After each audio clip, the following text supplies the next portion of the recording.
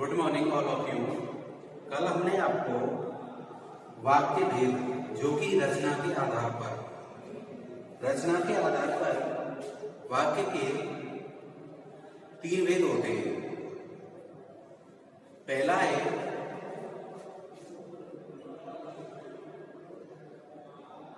सरल वाक्य,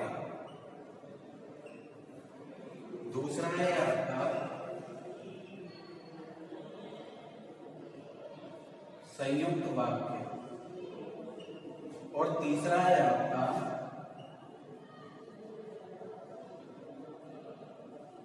मिश्रित या मिश्र वाक्य। ये आपको हमने कल बताया कि सरल वाक्य क्या होता है, संयुक्त क्या होता है और मिश्र क्या होता है। सबसे पहले सरल वाक्य, जिसमें केवल एक ही क्रिया का बोध होता है। संयुक्त वाक्य में जहां पर 2 क्रियाओं का बोध होता है और संयुक्त वाक्य बनाने के लिए समुच्चय बोधक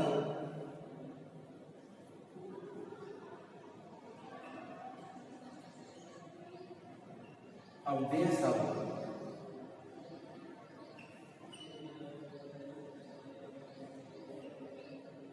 शब्दों का प्रयोग किया जाता है। अव्यय शब्द में जैसे और, कल भी बताया था और आज भी बता रहा हूं, और इसीलिए, परंतु, तथा, क्योंकि और लेकिन, ये है समुच्चय बोधक अव्यय शब्द। समुच्चय बोधक वो होते हैं जो 2 शब्द, 2 वाक्य और या 2 वाक्यांशों को आपस में जोड़ने का काम करते हैं। वो कहलाते हैं आपके समुच्चय बोधक शब्द।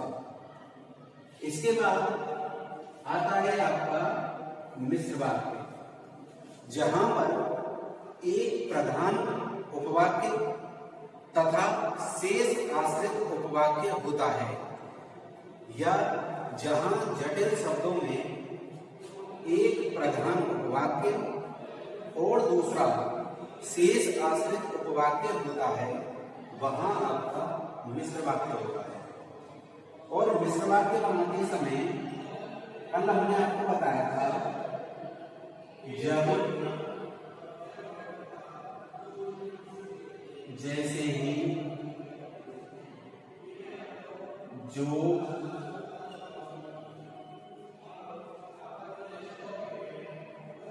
जिससे आदि अव्यय शब्द आते हैं, वहां पर आपका मिश्र वाक्य हो जाता है। अब पहला है सरल वाक्य से संयुक्त वाक्य में परिवर्तन। यहां पर आपका हुआ संयुक्त वाक्य और यहां पर मिश्र वाक्य। अब आते हैं यहां पर इनके वाक्य परिवर्तन।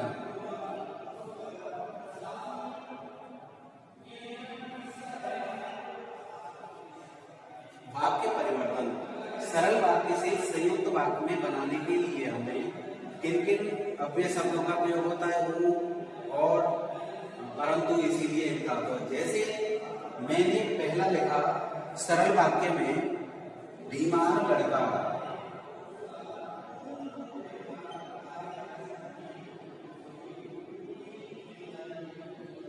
बीमार लड़का घर चला गया, घर चला गया। ये आपका हुआ सरल वाक्य, ठीक है। सरल वाक्य से संयुक्त में बदलना है, और संयुक्त में बदलने के लिए हमने और, परंतु, इसीलिए, इन सब का प्रयोग किया था। तो इसका हुआ बीमार लड़का था, बीमार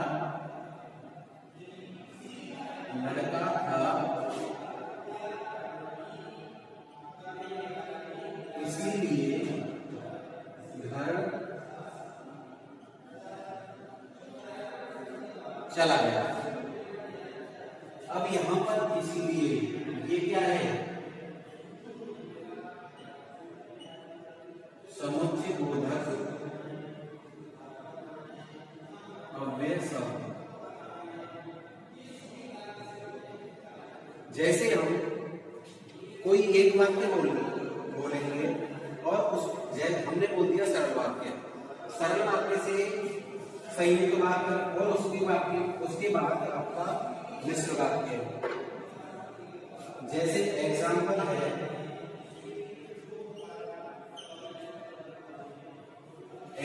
है, आपका सूर्योदय हुआ,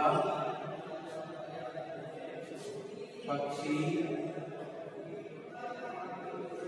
चहचहाने लगे। ये आपका सरल वाक्य है।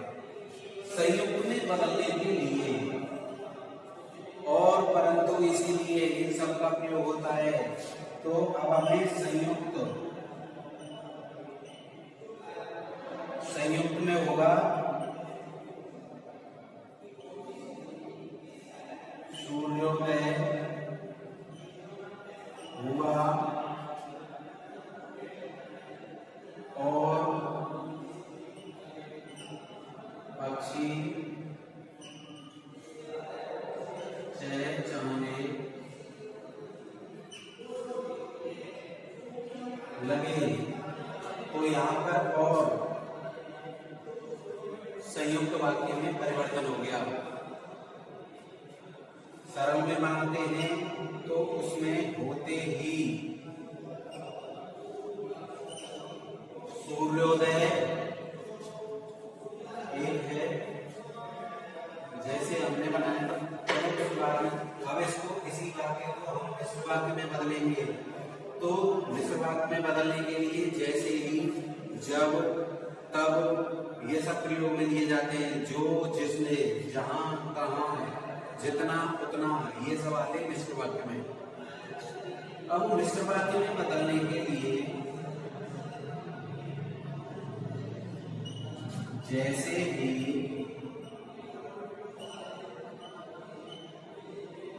सूर्योदय हुआ, पक्षी चहचहाने लगे। ये आपका हो गया मिश्र वाक्य। अब इसका सरल, ये एग्जाम्पल दिया है, अब इसका बताना है सरल।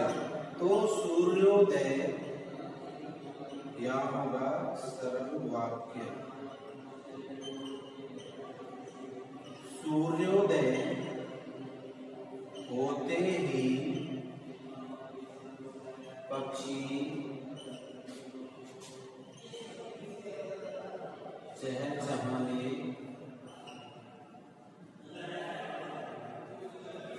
लगे। हो गया कंप्लीट। इसके बाद में एक बार आपको फिर बता देता हूं, मिश्र वाक्य के 3 उपवाक्य होते हैं। पहला है संज्ञा उपवाक्य, दूसरा है विशेषण उपवाक्य और तीसरा है क्रिया विशेषण उपवाक्य। पहला है संज्ञा उपवाक्य। संज्ञा उपवाक्य की पहचान होती है संज्ञा उपवाक्य। संज्ञा उपवाक्य दोनों वाक्यों के बीच में अगर की अव्यय शब्द लगा हो, क्या लगा हो, की, केवल की लगा हो दोनों वाक्यों के बीच में, और कोई भी अव्यय शब्द ना हो की के अलावा, कुछ नहीं हो। विशेषण में उपवाक्य, इसमें संज्ञा उपवाक्य में केवल की लगाओ, इसके अलावा कुछ नहीं हो। विशेषण में जो, जिसे, जिसने और जिसको, केवल चार अव्यय शब्द हो। इनके अलावा जहां, तहां, जितना, उतना, इसीलिए, परंतु, अगर, मगर, वरना, जो भी आए वो आएंगे आपके क्रिया विशेषण।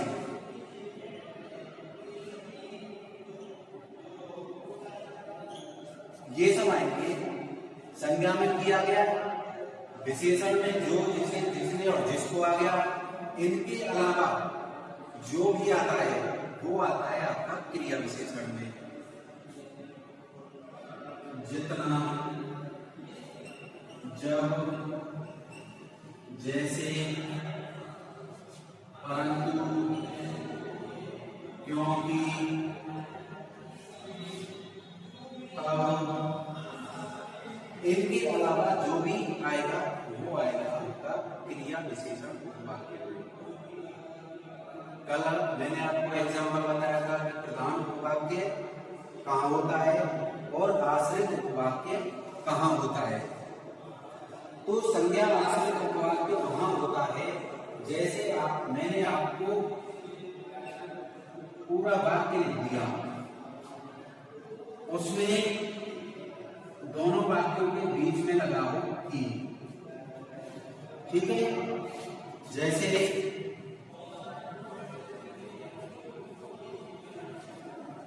की लगाओ तो उसमें आया था कि मैंने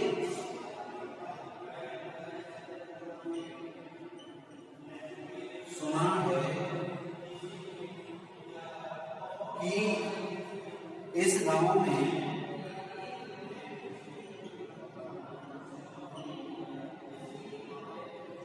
देवी का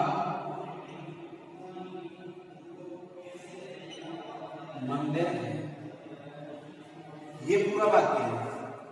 इसमें एक तो हो गया यहाँ पे ये वाक्य पहला, और दूसरा वाक्य हो गया इस गांव में देवी का मंदिर है। तो दोनों वाक्यों के बीच में लगा है की किसमें आता है? संज्ञा उपवाक्य में। की से इधर वाला जो वाक्य होगा वो होगा आपका प्रधान उपवाक्य, और की से इधर वाला जो वाक्य होगा ये होगा आपका संज्ञा आश्रित उपवाक्य। ये संज्ञा आश्रित उपवाक्य की पहचान, संज्ञा उपवाक्य। की से इधर वाला प्रधान, की से इधर वाला वाक्य संज्ञा आश्रित। ऐसे ही विशेषण में जो, जिसे, जिसने या जिसको, चारों दोनों वाक्यों के बीच में हो। तो जो के बाद, जिसे के बाद, जिसने या जिसको आएगा, इधर वाला जो वाक्य होगा वो होगा विशेषण आश्रित, और इधर वाला जो वाक्य होगा वो होगा प्रधान। इसके बाद क्रिया विशेषण। क्रिया विशेषण में जो, जिसे, जिसने या जिसको और की के अलावा, इनके अलावा जो भी अव्यय शब्द होंगे, कौन से? समुच्चय बोधक। उसमें इधर से इधर वाला जो वाक्य होगा वो होगा आपका आश्रित, और इधर से इधर वाला वाक्य होगा प्रधान।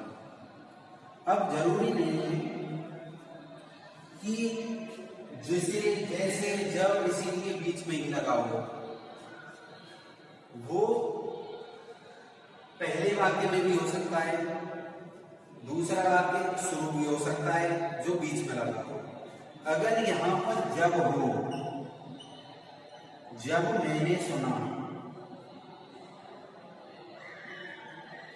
ठीक है, तो यहां ये आ गया जब से जहां ये वाक्य खत्म होगा वो तो होगा क्रिया विशेषण उपवाक्य, और बाकी का जो होगा वो होगा आपका प्रधान।